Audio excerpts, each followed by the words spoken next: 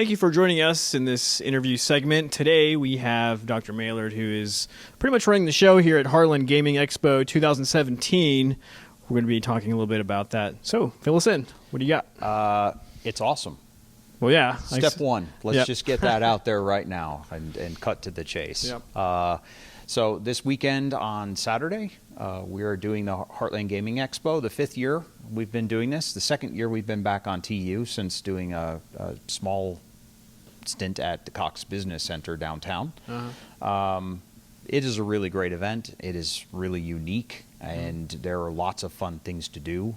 So if you're not even interested in games, you can come out to this event and just eat at the food trucks, for instance. Is this is a free event, or do you have to pay for entry? So if you're a TU student, it's completely free. Oh, awesome. So we really want TU students to come out. It's planned to be at a time of year where you guys are getting ready for final exams or starting to think about them. Final projects are starting to come due. It's starting to get stressful.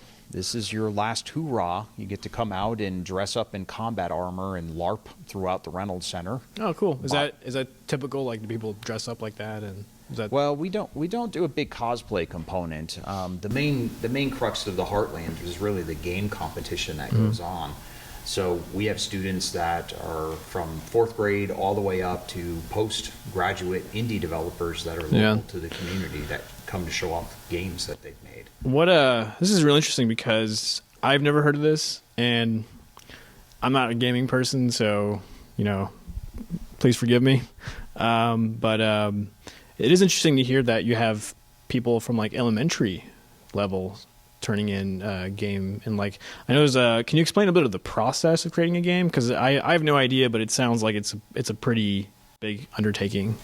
It is, and this year we actually did a course in the computer science department called Computer Gaming in Early Education. Oh, wow. And so a number of students signed up for the course, and we went out and worked with schools in the Tulsa Public School District, teaching them essentially the design process. So sitting down, looking at games that inspire us, and then figuring out what type of game we might want to make, whether it's a 3D game or a 2D game, and then starting to develop the art assets with them, working with them to do the programming. So putting a full game together from start to end. I have a question for you. So like, as far as film goes, you have programs like Final Cut Pro and Premiere that are like friendly for a lot of like prosumer, I guess you could say. Do you find that same thing in the gaming world? It's definitely a lot more than it used to be. When I first started developing games, it was like black magic, and you really had to go in there and try to figure out how to do things, and there was no online looking up things. I see. Now you can get something like Game Maker Pro, and you can put a game together. I think we showed the elementary students how to do it in about 20 minutes. Wow. And you can have a basic functioning, kind of looks like a game. Yeah. And then you build from there. So you mentioned that this is a pretty big event, and when you mentioned the numbers, I was like, whoa, what? This is huge.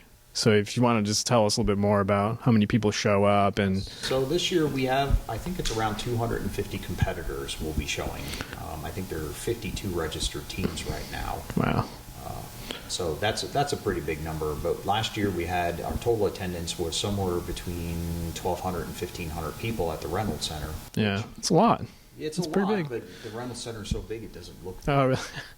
Yeah, and what's the process of judging the gamings? Like, is there, like, you mentioned earlier, like, there's no, is it no critique, right? But is it like awards, or how does that work? There are awards, and there are judging in multiple categories. Okay. So categories that are, you've built a game and you want to show it off, you and your team want to show it off, it's called the Game Showcase.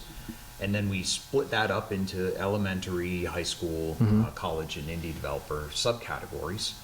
And then we have a gallery show, and the gallery show is just like you would expect, but it's all game focused. So game focused art, game focused sound effects, game designs, and even people that are bringing in analysis of a game that they liked. Oh, wow. So they analyze the game and talk about its plot line, things like that.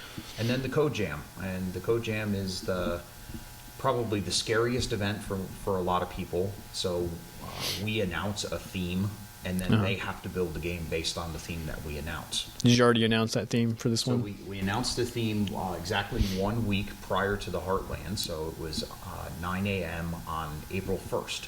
Oh, okay. And usually, basically every year I've come up with the theme, but this year we got feedback on the theme. Somebody said it was the best theme they have ever heard from any game jam ever. Huh. That's pretty resounding support for that theme. Yeah.